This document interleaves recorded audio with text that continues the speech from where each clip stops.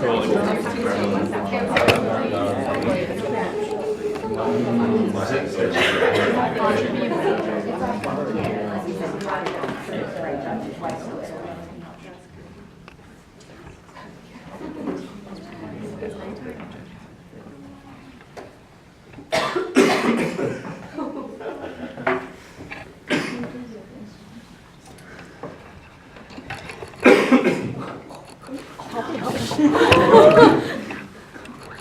need another paper.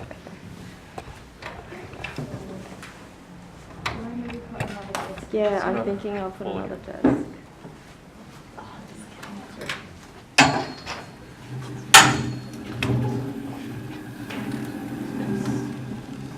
Thank you.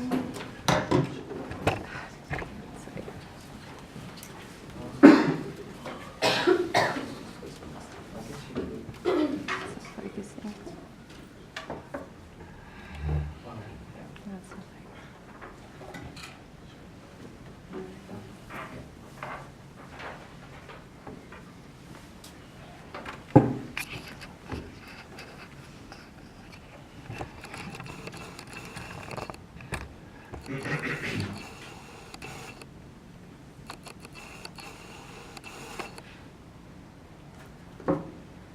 Hi everyone, my name is Josephine Yazbek. I'm the Negotiations Coordinator for the 2018 ALSA Conference.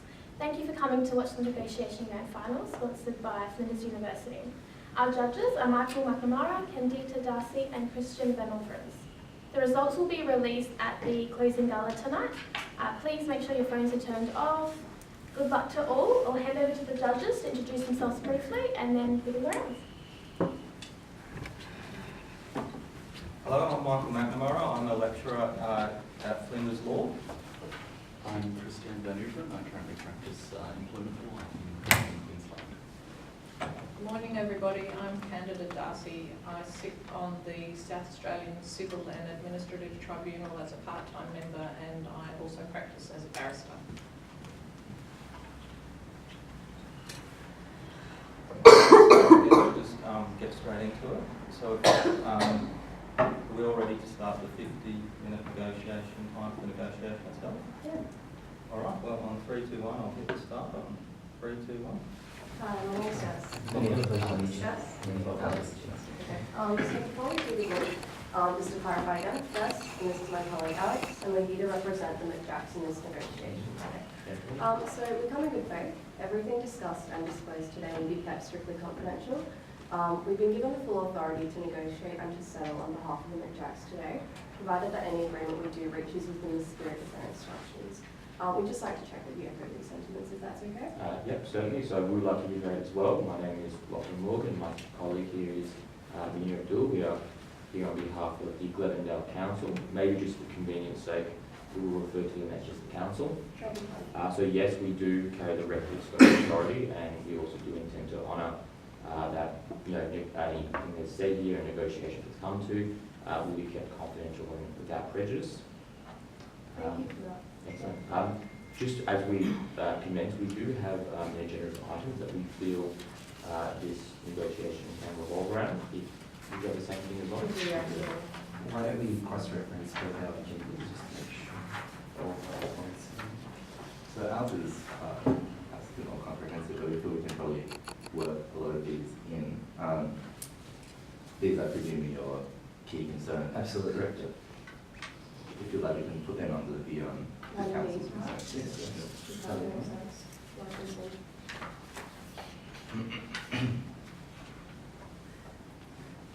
If you have any topics of questions or anything like that that you'd like to raise during this negotiation, feel free to put them in under three. Just ensure that both teams get everything they need on the table. Absolutely. We'd like to just start by saying that today's negotiations is not solely determinative of the permit being granted to the franchise. We also have a few creative solutions that we'd like your client to consider to help with the image for the community. So if you'd like, we can move on to the first agenda point. There's nothing else at this point. Yeah, I thought we might just outline what our clients Absolutely. say, what our interests are. First off, I guess our client, Jax, would like to flag that they are aware of the concerns your community has and the council, and that they want to do everything they can to work around those concerns and develop an amicable relationship. Our clients are also aware of the US subsidiary's reputation for perhaps a more a less caring approach to moving into communities and less collaborative approach. And we'd just like to be clear that the actions of the US subsidiary aren't those of the Australian subsidiary managers. And the fact that Jess and I are here today, I think, demonstrates that McJack's, our client, is really interested in a collective approach moving forward. Having said that, our client's really interested and really positive about the relationship that our two parties can have together. They're interested in altering elements of their established business to fit more with the progressive attitude of the Glendale community. They're really positive about that, I think, and the opportunity to bring jobs and growth, if you like, to the area. So we understand our client has an existing development permit, so we're here to perhaps expand the terms and scope of that permit. We'd like to hear a little bit about what your client has, if you'd like to. Certainly, I mean, that's very good news that so far it looks like we're on the same page, that really our hope is that if this permit is expanded, it's all approved, that it will be because we can come to an agreement which allows that franchise to adopt the unique culture and values that the council prides itself on. So that's very good news to hear. Absolutely, and in addition to that, we just have to really ensure that our clients' interests and concerns are addressed today, because there are a few key points that we must work through to grant this permit. Like I said, we do have additional solutions that will benefit your client with its image, and it will look more favourable for the community itself. But so far, I do believe that we are all on the same page, so it's a wonderful start. What were those interests that your client has? So the issues that we have regarding the franchise really come down to the 3 agenda points we added on. So the effect of the actual business to the amount of new visitors. The second one is regarding the local culture, regarding its quiet and pleasant feel. And the third one is more so the health concerns of the franchise being incorporated into this culture of our community, which is more healthy and, as you said, progressive. So lifestyle. Just a quick question though, sorry to interrupt. Would you say that those interests are in a particular order at this stage, or they're all equally important? We believe they're all equally important. Okay, so no particular order. If it's okay now, we have a couple of questions we'd like to ask just surrounding these interests and get a bit of a better understanding. So with, I suppose, item 1B1, the effect of business on new visitors from out of town. So is that in terms of, would you say it's quite closely linked to the second interest? So in terms of people are drawn to this area because it's quiet, because it's peaceful, and you're concerned about the effect that the McJacks will have on this? Yeah, so in essence, what the first item concerns is what your client thinks the projected amount of new visitors that your franchise will attract to the town. And I think we'd be right in saying that the next agenda items would obviously influence that particular number.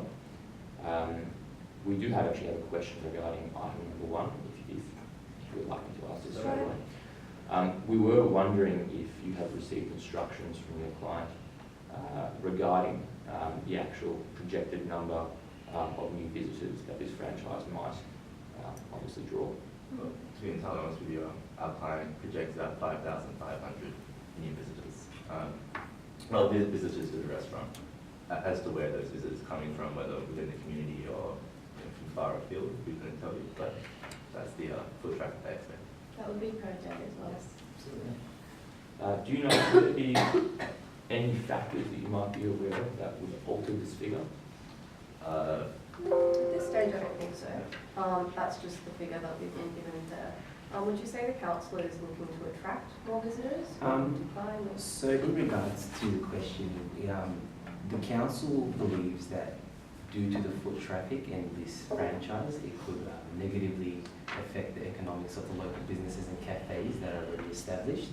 Therefore, we were trying to determine if the requirement or the minimum amount of, or the general area of the foot traffic that will be coming into town would help offset those negative impacts to the local cafes. Oh, I see. I believe our client expects those visitors to also be, it's on Main Street, Absolutely. the restaurant, so also be spending time in other shops on Main Street, whether those are other restaurants or perhaps more boutique kind of outfit stores. So that is certainly our hope, that these new visitors will obviously counteract any potential negative economic effects on the existing businesses in Main Street. What do you see those negative economic effects being? I'm sorry. We just believe that the draw away from the franchise will result in less customers and consumers attending the other local cafes. Okay. So we believe that an increase in amount of foot traffic and consumers and customers would just offset the general local cafes detriment to the franchise.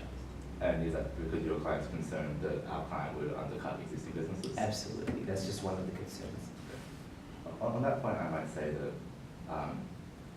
if our client is offering cheaper goods and services to the local community, that would mean that everyone in that community would have perhaps more disposable income with which to spend at the existing businesses along Main Street. It would probably be, I imagine, especially the option for lower socioeconomic members of your community. Absolutely. And in leading off from that, we were quite curious as to the demographics of the area, if you've got a little bit more information. So in terms of what types of people are currently existing within that area? Yes, absolutely. So the demographics that we've constructed is more so referring to young progressive couples that typically work within the city, and that is more so that leads on to us requiring that the area remains pleasant and quiet and not disruptive, away from the hustle and bustle of the city vibe.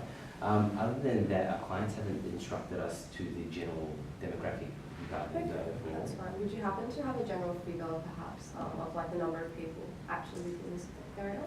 We have not been instructed Okay. in something like that. Okay. But I imagine there'll be a range of people living in that, not just yuppies and what have you. And I suppose within this area, how are these cafes and boutique stores that we're talking about currently doing? We have not been instructed in regards to how they are doing. We believe that there has been a little bit less revenue generated by them. It hasn't been instructed. We haven't been instructed whether that's detrimental to the business and things of that nature, but there has been a little bit of less revenue generated towards them as of late. Is there any reason for that in particular? We're not sure why. In fact, our client hasn't explicitly instructed us to that effect. Okay. Yeah, this is certainly one of the reasons why we are concerned about the foot traffic, so to speak. Well, I think that's definitely positive of the Jack stepping up, that there would be this additional foot traffic and people spending money on Main Street, which might lift the fortune of the existing stores along that street. Do you have any other questions, please? Not on that point, I don't think. A point I was just a little bit curious about, rather, before we do move forward, is about the council's structure at this stage. So in the information that we were briefed with, the mayor was mentioned. So we were wondering, in terms of who you represent today, would it be the council broadly, or do you have perhaps some certain interests that the mayor might have that you're representing as well? In regards to today's negotiation, the mayor's interests do align with the community's interests. Therefore, we are speaking on behalf of the community. In this case, there's no difference between the mayor's ones. Okay, thank you. Great. Thanks for that question.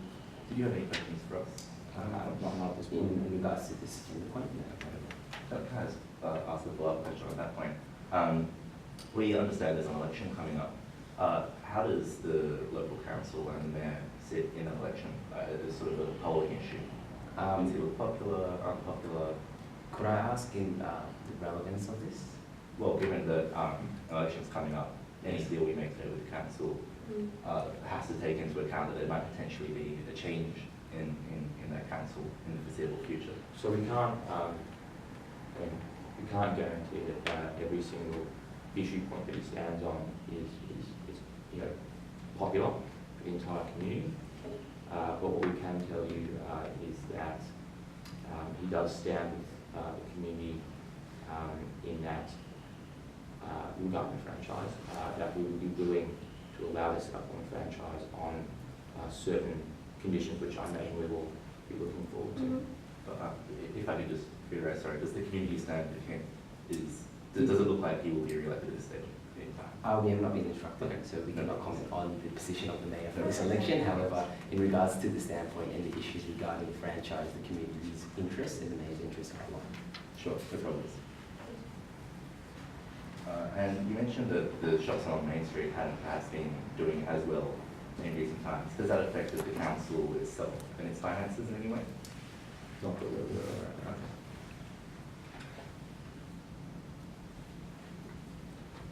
And in terms of looking forward for council, are there any particular key issues that they're looking to address within the community?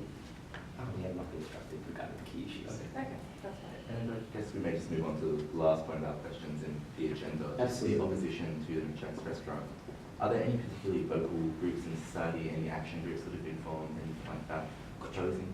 So could you please just reiterate that? Sorry, are there any particularly vocal groups opposing the opening of the Jack's restaurant, or any particular demographic that's particularly opposed to it? We have at this point just been told that this is the general feel of the local community, and that's why we are addressing these key concerns. We haven't been told of any Sure, specific no groups. No problem. Thank you for that.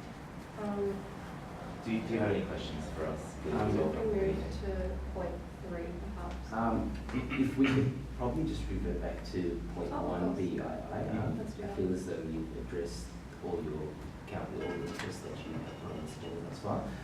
In regards to the quiet and pleasant feel, as you've mentioned earlier, we understand how in the US the franchise has expanded into local communities without any interest or taking into concern taking into regard any of the concern of the community.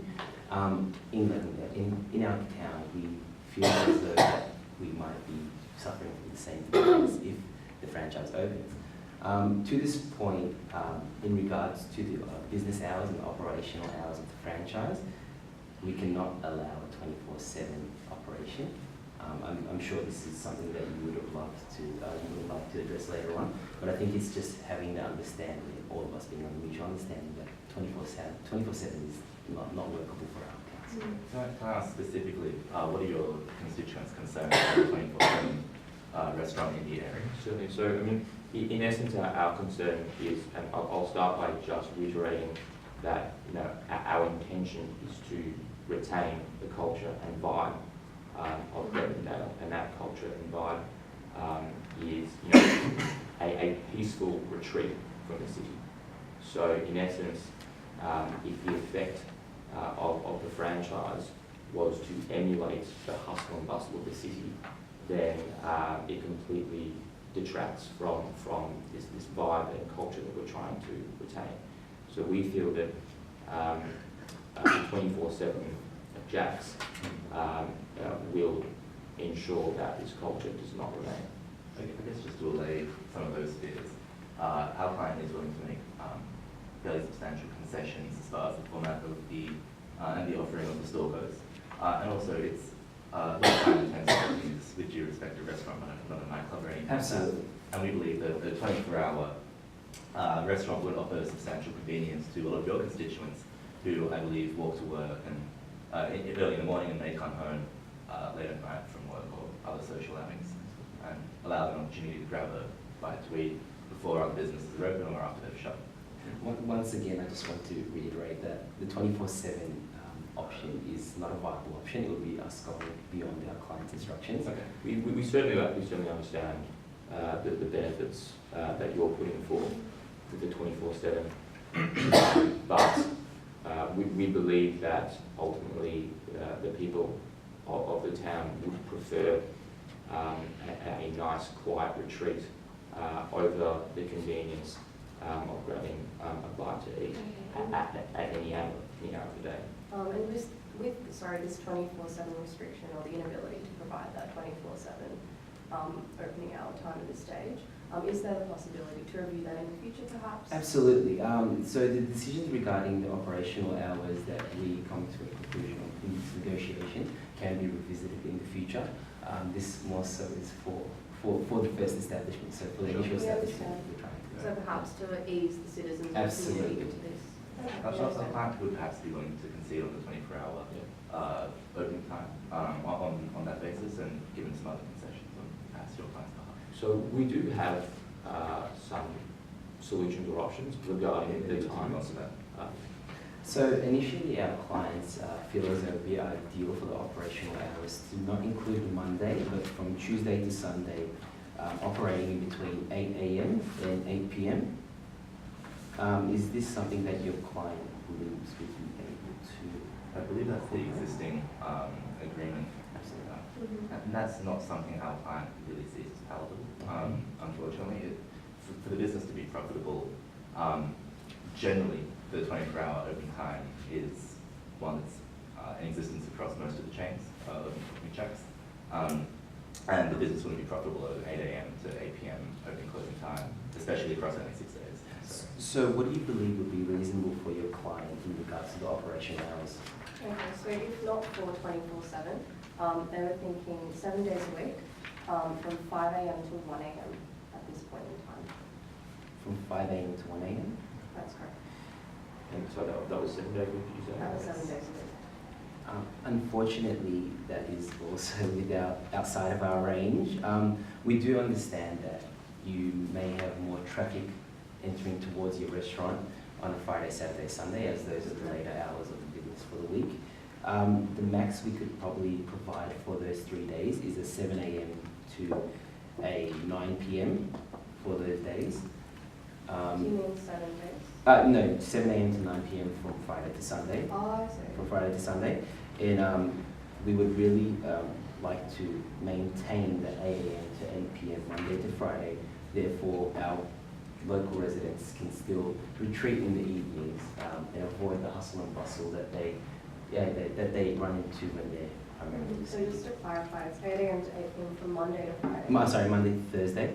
Monday to Thursday? Monday to Thursday. Oh, Monday to Thursday, sorry. And then from Friday to Sunday, 7 to 9. You mentioned that you had a range, so sorry to push on this. Absolutely. Would this be the upper limit of that range at this stage? It'd be right at almost hitting the top. And this is just so we can incorporate, because we understand that as a business, the larger the operational hours, the larger the customer base, which is the larger the profits we use.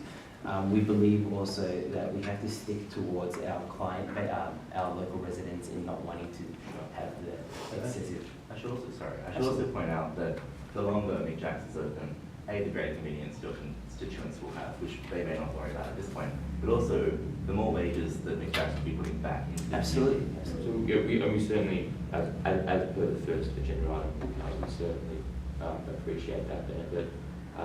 But it is the council's responsibility to try and achieve that perfect balance between offsetting the detrimental effects of other businesses versus trying to retain that peaceful environment. But just so you're fully aware, at the hours, I understand it's close to your max or your max, the hours that are currently there don't represent a profitable business model for our client. So if you would like, you can perhaps put a pin in this and not get bogged too down in it. Absolutely. And move on to perhaps other issues and options that are on the table. Sure. Yeah. So we can go into a couple of other concessions that we think would actually make the McJack's fit in a lot better within the Glendale community. And perhaps with concessions on these, we could talk again later about the tax. Absolutely. So currently, as you know, McJack's is a fast food chain. What they're doing to do actually is they're trying to become more progressive, and in fitting with the Glendale community, they're actually willing to completely alter or change the menu items, change the menu, revamp, create a new menu for this particular Glendale franchise itself. So they have an established business model, they've got established menus, they know that these things work, but they're willing to, I suppose, forego that for the time being and create a new set of, new food that will fit the Glendale community a little bit better. Sorry, to clarify, there'll be an additional menu that's more Glendale focused, as well as their traditional offerings for anyone who decides. Could you elaborate on what this sort of be a healthy option? It would be very health focused. We don't have any exactly.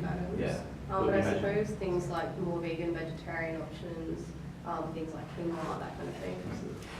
This kind of actually addresses our third agenda point, which is the incorporation of nutritional value for the franchise. And that is something our clients are interested in working with the client with. Absolutely. In regards to also that point, maybe moving further, we currently have a program that is for the youth sports team, which promotes the health and activity of the youth of Levendale. We were wondering whether this is obviously not contingent on receiving the permit, this is more so for the image of the franchise for the community.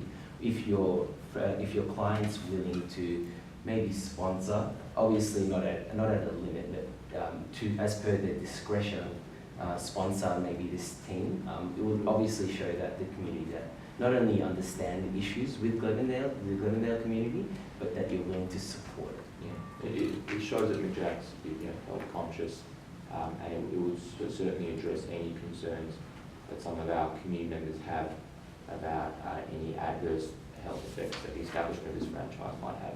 That was something that our client had raised to us and that we brought out ourselves. That wouldn't, however, have any, as you said, any bearing on your willingness to consider. Absolutely not. It won't have any bearing on granting the permit today. It's more so a solution that will make the franchise more favourable in the community's eyes.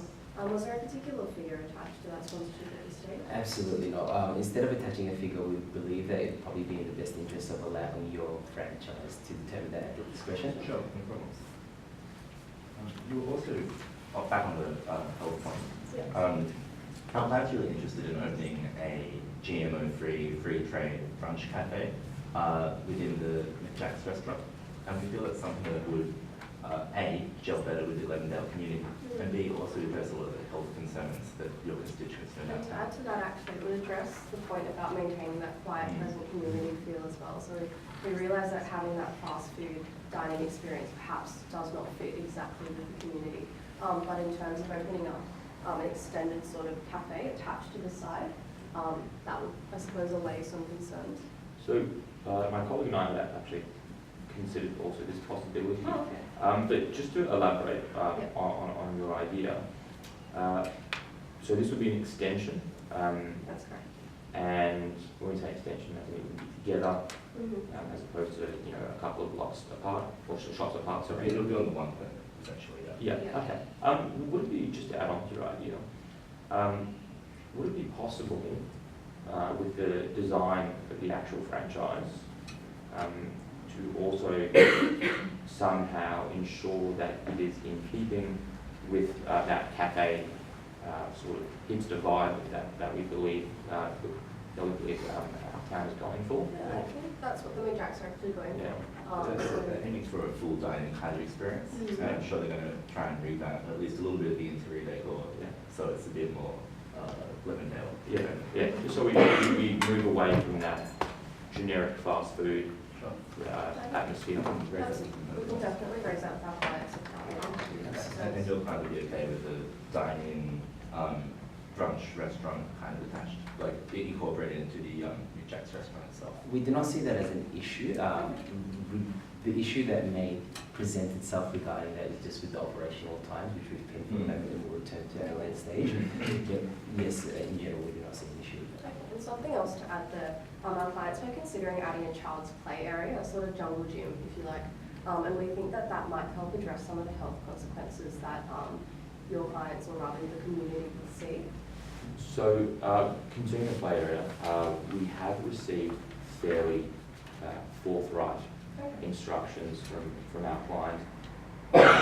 Really, a lot of the parents are quite concerned about the idea of a play area, purely because they're not sold on the idea that a McJack's would not adversely affect the health of their children. So they feel if they had a play area, it would, Work to lure, it would work to lure the children's interest. Right. So in regards to the play area, it's something once again we cannot really compromise on. Yeah, it falls into the realm of the discussion of the 24/7. It's just an area that us compromising on and allowing a play area will be going beyond that requirements as well. This is even bearing in mind that our client have a healthier menu and more Levendale-esque options. Unfortunately, yes, it's even with those considerations being made. So this is a point that we can't touch. Yes, Do you want to consider? yes, absolutely. That is a real interest of our clients. And it's something that generally is incorporated into the other restaurants, I understand, but potentially we can consider that in return, perhaps some another. Will you address next? And we'll leave the other team to leave every 10 minutes. It leaves us up here so we can't collaborate. You meant to, Josephine, you mind just putting this? Yes. Yeah, they're meant to be separated during the process.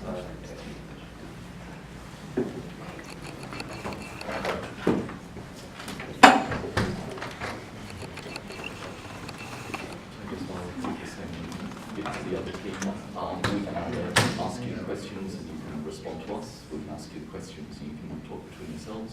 If you just want to start talking, touch on questions as you go, that's when we come to. Or if you've got a different way of presenting the debrief, whatever discussion General discussion is is fine. Are we still following the format of cut up 10 minutes, or do you want us to time also?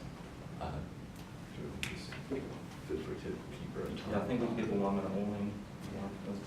We can keep up one time. That's easy, please.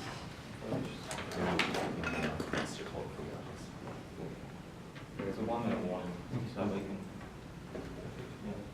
So what's your preferred method? Should we just ask you questions and go from there? We will talk with the strategy. If you'd like, we can start with strategy first and then the halfway through. Feel free to begin. So our basic strategy was that we knew that they would require a permit. So if we allow them to leave, we would try to see what concessions they'll give us without us actually having, so just for us to see if we can align any of our creative solutions with the concessions that they'd like to give us. So I see back we got the healthier options and the town hall meeting that we thought of. So and also just to clarify, I mean, with the general facts, it was somewhat difficult to speculate the things they wanted.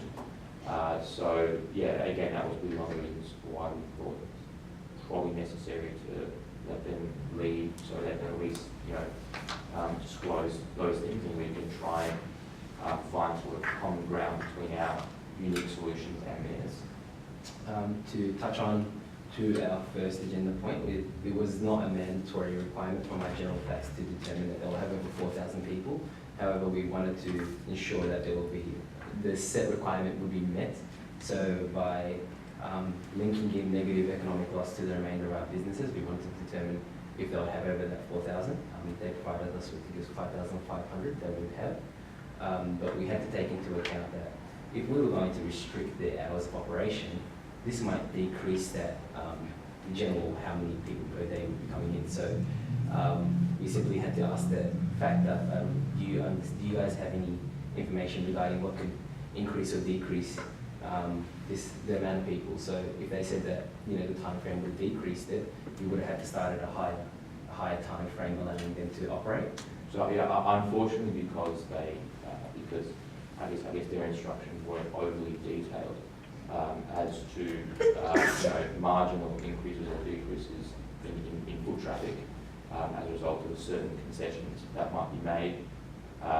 It was difficult to ensure 100% that the figure would be that requisite figure that I wanted.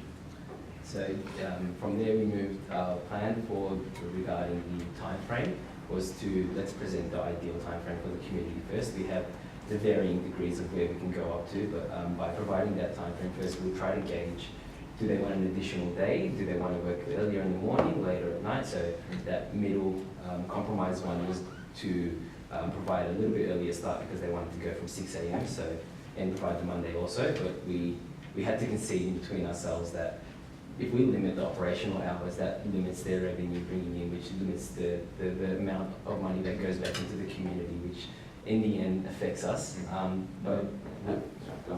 So what we planned prior to do was, if we do come to the point where we give them the maximum hours, we'll limit the outside dining area, which would reduce, so it would work in a solution for the local residents to still enjoy the community and do their, what was the walks. Yeah, so there was a consistent running theme in, I think, the general facts and the secret facts, that really what people loved about the community was this idea that they could, travel from the city where they work and retreat down the main street to a much quieter. Bustle. Exactly. So we wanted to maintain that main benefit that the community has, and that's why our main focus was like the evenings, after work hours sort of thing. We didn't want to preface all these requirements that we wanted off the outset because we felt as though if they say no to the entirety of the things, then they might just select one. So we wanted to see that if they're going to increase our hours, that's when we'll play the, let's reduce the amount of time there's there outside to reduce the hustle and bustle that the local residents would face. Is there anything else you want to mention for Agenda 2? Yeah, and just to, if memory touched on this point, yeah, just to clarify, that's why we did think of that solution of cutting off the outside service. If we did have to increase the hours, well, we could increase the hours, but make sure that the outside wasn't affected as a result of the increase in hours. Yeah, so, and then from there we had an understanding of they will offer the concessions regarding the health consequences because the facts stated clearly for both sides that this was an issue. Ours went into more detail, but the facts gave a general outset of the health consequences associated with the franchise would be an issue for both our parties. Oh, well, for their party more so because they required a permit. So receiving the town hall to comfort and have an understanding between the franchise and the local residents, the nutritional health benefits, the nutritional options, the sponsoring the youth program. We thought that these were the things that would probably alleviate our clients' concerns regarding it. We knew that one solid fact that we could not deviate from was the no play area. They tried to position it in a way that it would be not attached or future, but we believe that right now for this negotiation we had to set that no play area mandatory. If you want to readdress the issue later on, we could probably do that. However, for the time being, that is something that we can't compromise on. I will, sorry, to confuse the structure a little bit, I did think of an additional point to the previous one that we did go over. So again, just to ensure that the environment of the council was retained, we wanted to see what ways we could ensure that the franchise kept within the aesthetic of the rest of the stores and cafes, and hence why we're pushing for that, you know, bohemian sort of cafe vibe, which I think they want to. If you'd like to ask us questions at this point, we don't have anything else. Do you have anything else to add? Regarding the strategy, not this one. No. So on that strategy then, do you think that achieved that? How did that work in relation to the outcome? So obviously, the particular points in which our client was forthright about, so I think we really couldn't compromise on, that obviously did create difficulty because it looks like their client was also forthright on achieving those same outcomes. So that was the main difficulty.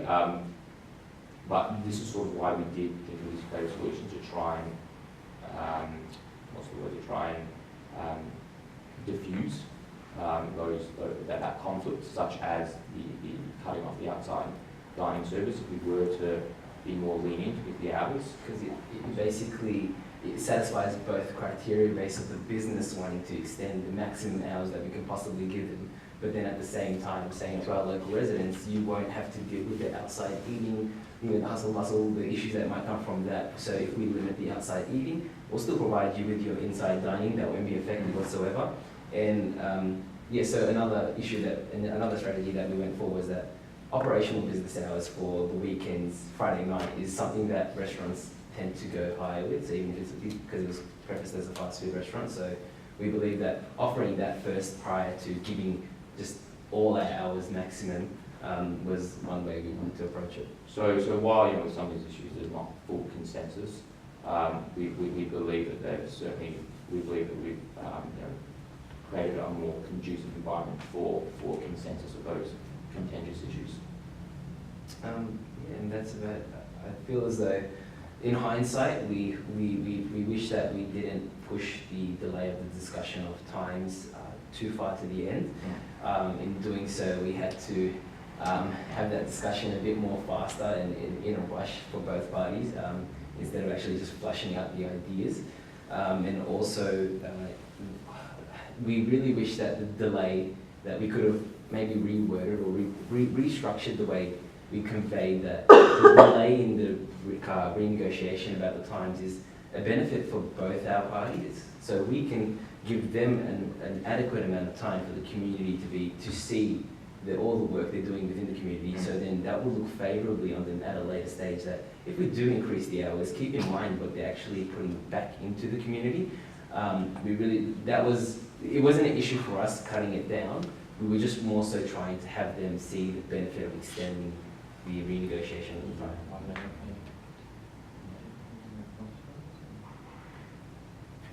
Did you think at any point as a strategy of relying more on the fact that the council does hold the cards here, it's up to the council to allow this or not? With that in mind, you could have stood firm quite a lot. What sort of mindset did you have about that? So I'll touch on it and you can finish because we have 30 seconds. So our initial plan was, yes, we're going to let them lead. We have the cards, they need the permit, everything is with us. We're going to see what concessions they're going to give us prior to even, we'll just see what concessions they'll give us at the offset, in the offset. Do you have anything you want to add? Well, we also knew that the power wasn't wholly within us, as we did see the benefit of having that foot traffic. So I think it wasn't completely unilateral. Thank you.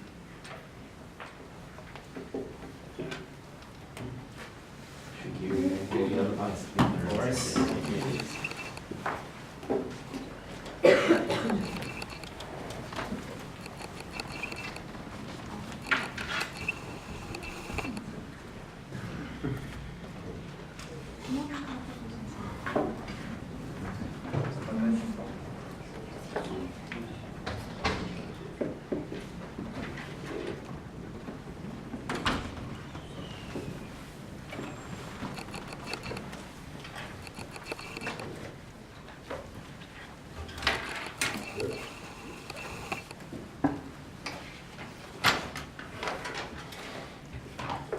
As we said to the other team, you've got your 2 prescribed questions. We can ask you the questions and you can respond to us. We can ask you the questions and you can simply talk between yourselves. You can start talking and touch on the questions as you go, or if there's anything that you prefer to debrief with, whatever's most comfortable for yourselves. So we might start with our strategy, and then we'll talk about things that we think we could have done better, and then we'll talk about things that we think we did well. So with our strategy is always to, quite early on, ask a lot of diligent direct questions of the other team. Generally, the purpose of that is to try and flesh out their background as much as we can, get a sense of their interests and sort of like why they're here today. Because often we find sometimes just with a one-line expression of their interest, we don't think that that's enough to fully understand where they're coming from. We were interrogating the electoral issues and finance things and that kind of stuff a bit more, but it turned out that wasn't really something they were too briefed on, so that shut down a line of questioning for us. And the other thing that we considered in our strategy is that we knew that we had to come in really acknowledging the fact that there were concerns and problems that they had. So to make sure that they felt heard, that we were actually listening to them when they were expressing, look, these are the concerns of our community, not sort of writing those off. So I think we thought that was important because we knew that we needed a really good ongoing relationship with them going forward, especially if we needed options for review, that kind of thing. So we needed to make sure that they felt as if we were easy to work with in that sense. Throughout this kind of competition, we've been given advice that an agenda should be used as a kind of roadmap for the negotiation. We tried to incorporate that this time around by constantly referring back to it and ensuring that if we were getting bogged down on one particular issue, we were able to move on from it while still flagging the other thing we could come back to it. Yeah, and I think that actually worked out really well in this negotiations. I feel like this was maybe the first time we actually used it successfully or usefully in that sense. So they were able to put their points in quite easily, and then I think that made them feel as if our concerns are being voiced, and the same thing on our part. We tried to really get around the community's hostility to Jack's through emphasising our flexibility and how this is sort of a new look for Jack's and perhaps a new direction for the company overall. I think we did that. Yeah. So we knew coming in that we had a lot more flexibility on the things that we could concede on. And I suppose we had a couple of sticking points that we knew we had to work around in that sense. In terms of things to improve on with that outcome, overall we were happy with it, with the exception of the timing.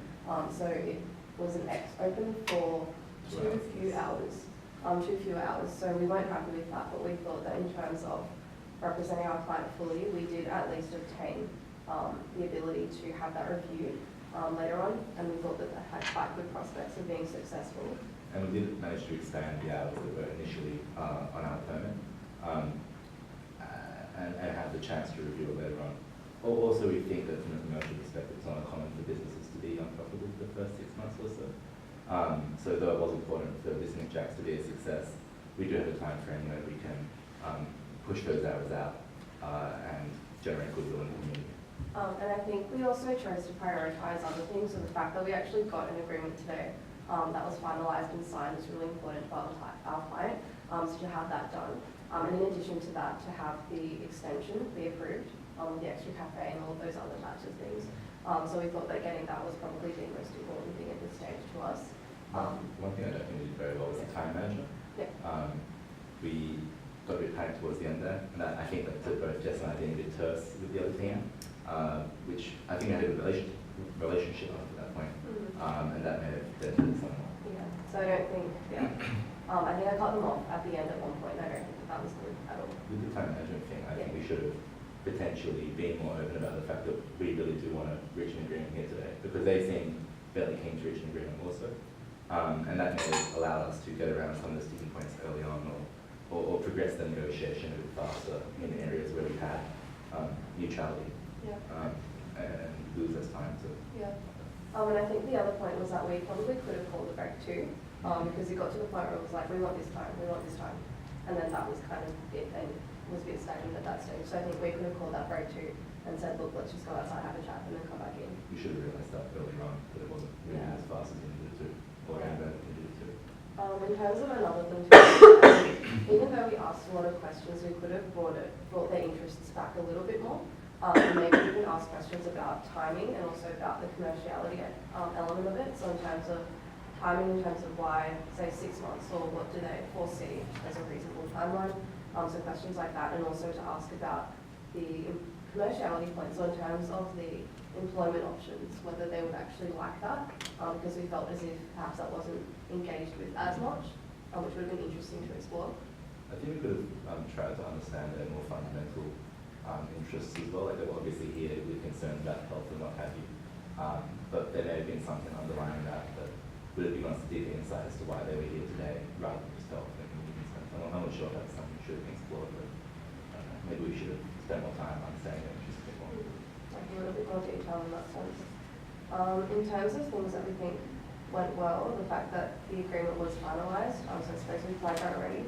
I think the rapport between the two teams was quite good. We felt as if we got off on a really good foot. We started quite strongly with the agenda and the fact that they were happy to actually pop their points down. And in terms of us really talking about the interests, I think that started really well. And I think we used the agenda well throughout, especially in regards to the 24-hour opening and their displeasure with that. We were able to move past it and come back to it, which I think was a success. I think Jess did a really, I'm not feeling 100% as you can probably hear, I think Jess did a really good job of picking up the slack that I've left. So, public acknowledgement of that, per se. And I think our communication with each other was pretty good. We referred to each other a fair bit, and there was one moment where you asked me, do you think our client would be happy with that in regards to the seating? And I think that was good because it allowed us to sort of have a moment of clarity where we realised that we both thought it was something that our client was happy with. And I think like just asking questions to each other or pulling it back to our client's interest in that way, sometimes like almost like not slows down the negotiation necessarily, but gives us a little bit of moment, a little bit of time rather, to sort of stop and reflect without kind of being caught up in the rush of everything. So we kind of use that to just slow down and think whether that actually fulfills what our client was interested in. On interests, I think we managed to bring back a lot of their interest into our creative solutions. So when we flag things like the pop-up and whatnot, we were able to say, this is the community dialogue. It also assuages some of your constituents' health fears, all that kind of stuff, which I thought was good and made our options more palatable. I think another point in terms of our general preparation, I think we went about it in a much more efficient way this time around. So in terms of the agenda and also preparing like a provisional agreement document. So what we had on this document, I think also right now. So we had 6 key sort of dot points, and we've structured them around the agenda points, and we structured our preparation around those points too. So we just put those headings there. We didn't want to obviously say like exactly what that was going to entail, because otherwise it would look like we just have this pre-prepared agreement to hand to them, which we thought wouldn't be a good thing. But instead, we have the broad categories outlined, and then any discussion would slot under those. And we find that I think that worked a lot better in the past, rather than having me or one other person like scribble down roughly what we were saying throughout the negotiation. So we thought that helped. I think on a fair point as well, we realised this was I think roughly based off the McDonald's and Monto, I believe, and we read some news articles on that, and so we've got a feel for some of the real world concerns that those constituents had voiced to the McDonald's then. And I think we were able to use them to shape some of the options and lines of questioning that we came up with. I've just got a quick question. There's a little bit more than a minute left. What was the strategy in relation to the questions about asking, I mean, they acted for the council about asking, trying to clarify the mayor situation? We just weren't sure. Position. Yeah, sorry. We've had negotiations before where there's, you're representing the corporation or what have you, but you've been briefed by the CEO, for example, and the CEO's interests don't perfectly align with the corporation's. And in those instances, we like to know if there is any overlap or anything like that. Because obviously the council's not like a person, and someone has to have briefed them on that council. It was just to clarify where they stood. And sometimes there's like the third party interest as well. Yeah. So we're worried that if there was that third party interest and we weren't there, then some options would perhaps be the best, I suppose. 30 seconds left, so please come on this. I don't know if our client would be entirely thrilled with the agreement, but I think we did the best we could, given that they seem to be unmoving on the hours that we agreed on. And I think we can justify why we agreed to those hours, especially in light of the fact that we managed to push the extension and the hours out and all that. And the fact that we did have the option to review that was confirmed, as well as the fact that they said it would most likely be quite favourable. Thank you.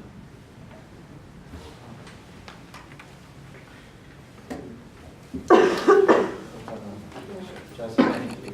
We're just going to have a few minutes and then we'll call for actually, yeah, the 2 teams will come back in and we'll leave the room for a few minutes. Yes.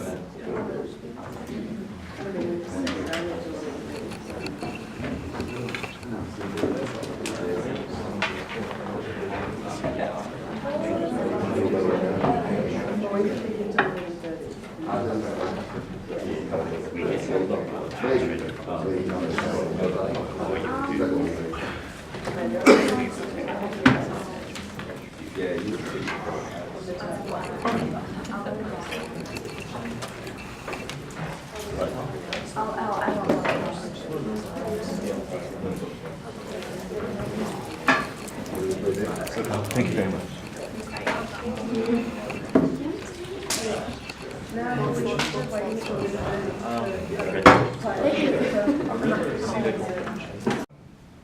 Brunch menu items that help out with having your client's constituents can see what they like about.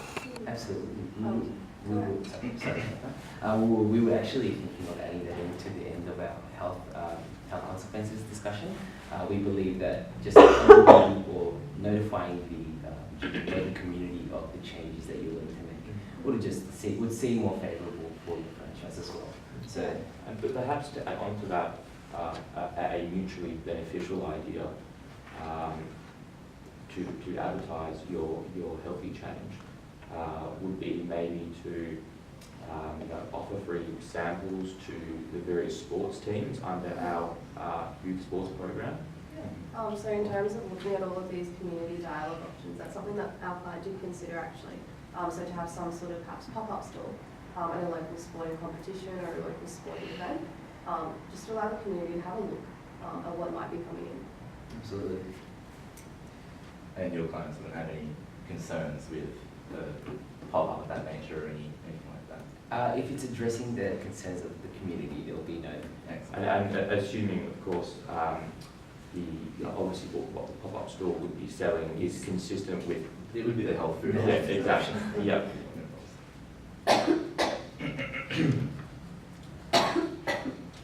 Sorry. In light of those advertisement options we were speaking about, there might be any possibility of having some sort of joint, perhaps advertising campaign in terms of really selling those new healthy points of the Jack's franchise.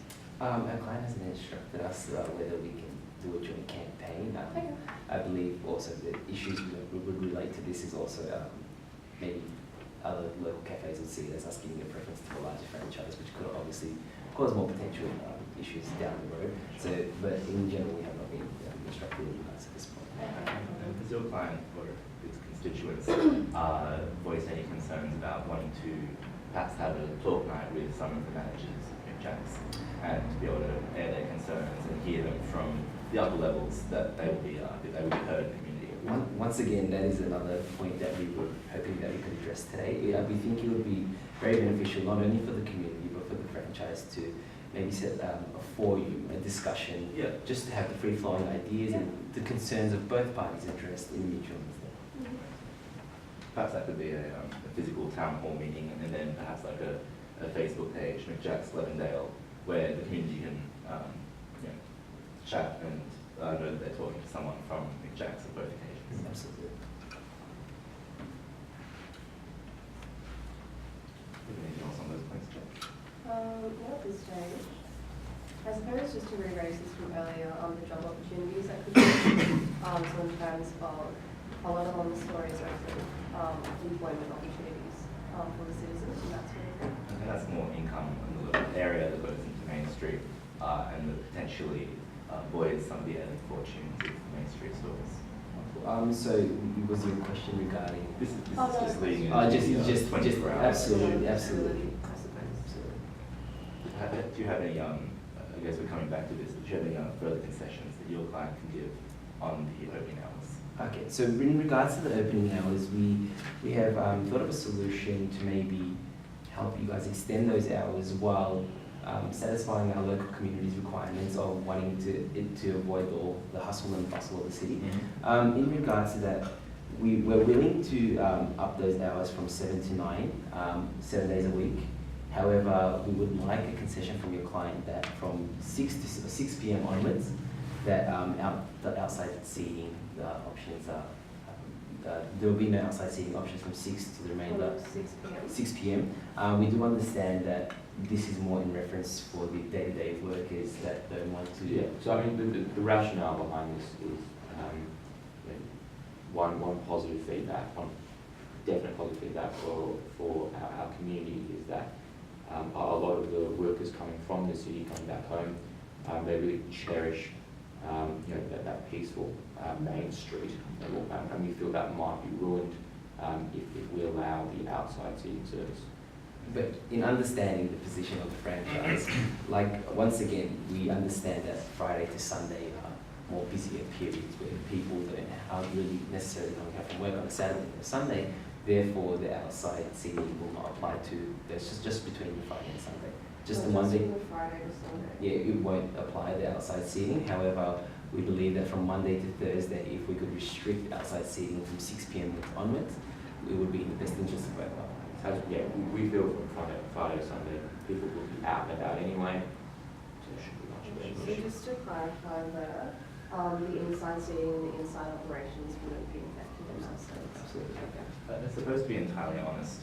From our client's perspective, it's not profitable to run a McJack's in Glendale with hours that are any less than 6 a.m. to 10 p.m. All 7 days a week. I suppose, sorry, just to elaborate a little bit more on that. So I see it's about 2 hours difference per day. I suppose if those 6 a.m. to 10 p.m. hours could be confirmed, I think that our client they could concede on that seating issue? Do you think so? I think I do. Okay, but it would have to mean that those hours would be extended by 2, I believe. At this stage, the most we could actually offer you is 7 to 9 p.m. So how about, would your client be willing to accept the 7 a.m. to 9 p.m. for 7 days a week at this current moment, and then maybe in the future we can come back to the table, reflect back on how we can alter these operational hours for your franchise? And how favourable do you think that review would be? We haven't. How soon? We haven't been instructed to the time period on when this second review will occur. And we don't have any instructions regarding that it would not be favourable for your franchise also. It would be something maybe, we can't really attach a figure to it all the time. Okay. What do you think? I'll be entirely honest. Our client is a profit-making institution. Absolutely.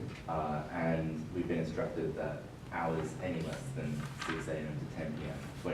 7 days a week would make it heavily unprofitable. I think our concern just stems from the fact that our client brief does come in saying we want 24/7. So the fact that we're now being pushed to a 7 to 9, we're just concerned about taking that back to our client at the moment. We certainly understand that, and after all, the client is a commercial entity, those are its interests. But we're just hoping that you could take into account that these are unique circumstances. We believe that your client is attempting to not have the same outcome as we've seen in the US, and as per those unique circumstances, if they're capable to make this exception. Okay. And there's no other room, would you say, for the council to move, just to confirm again, from 6 a.m. to 10? Look, we actually think it might be productive if we take a 5-minute break to consider this. That sounds good to me.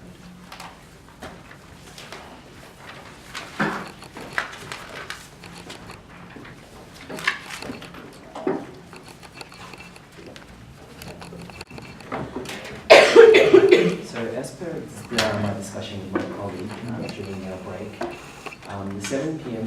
to 9 p.m. is the limitation of the hours we can provide you. To address your concerns on how a further renegotiation on these time limit timeframes will be looked at, we believe that if you're willing to meet these hours now and do all the community outreach that we have discussed, the community will inevitably look favourably on you. So at a later stage, we believe that the timeframes will be looked at in a much more favourable way, knowing all the work the franchise has put into the community all through this time. Something that we discussed actually.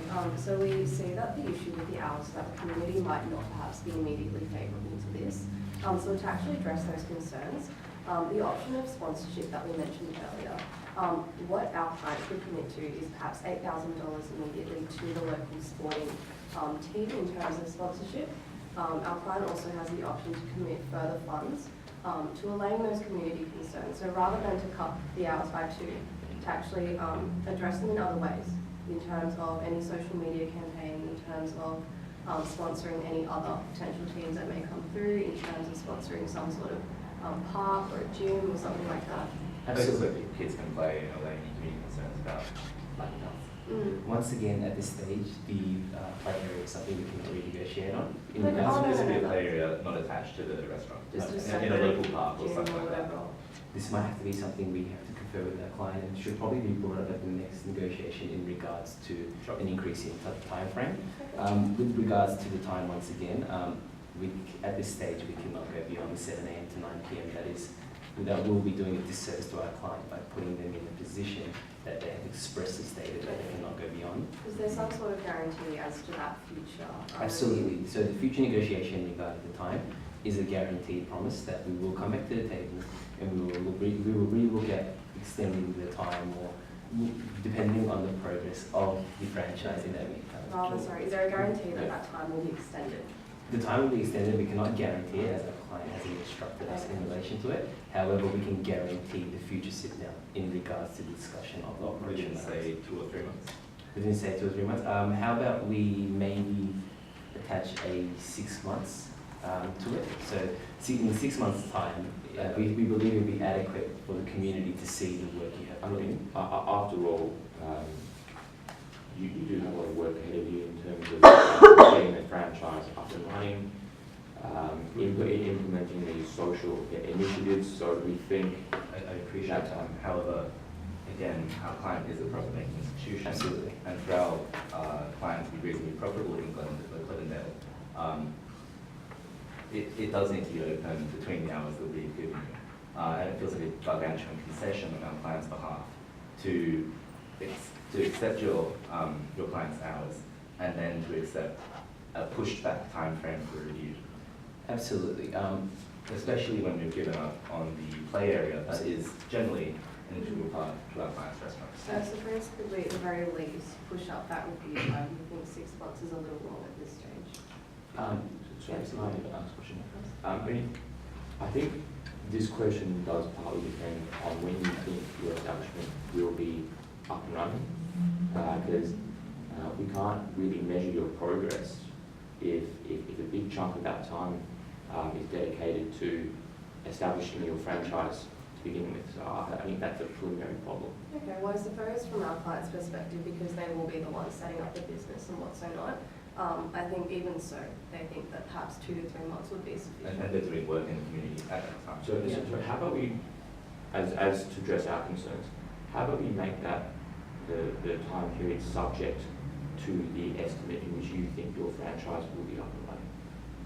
Because we believe the delay of 6 months will be more of a positive for your client because it will allow them a longer duration to have an impact on the community We in understand. itself.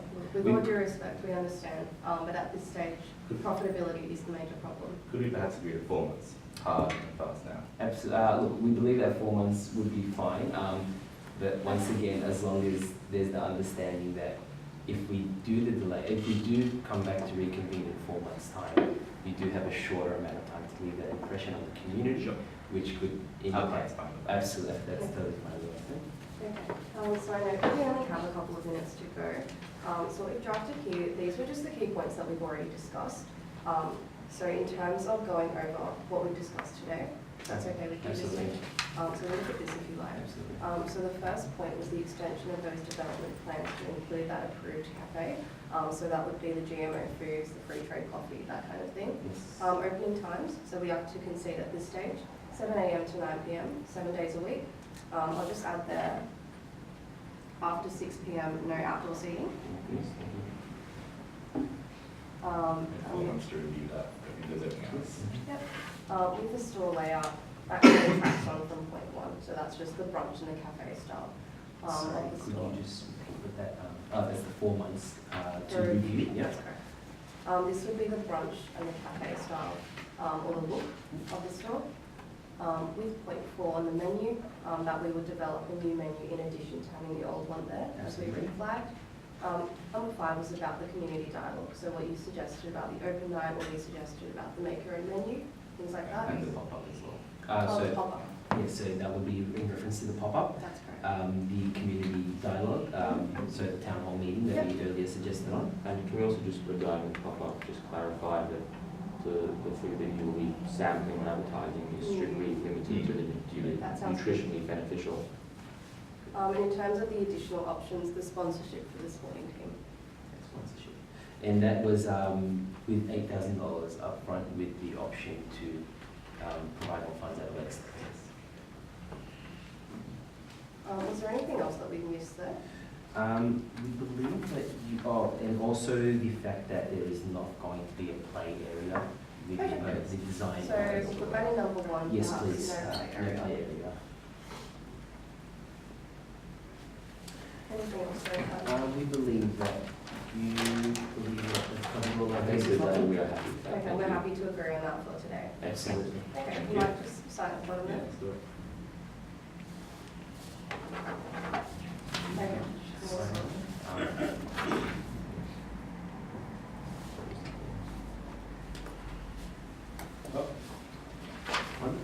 Yeah, that looks good to us. Thank you. We appreciate you guys coming to the table today, and we're happy that we found a solution for It's been a it. pleasure. Thank you so much for your Thank you. time. Thank you. who are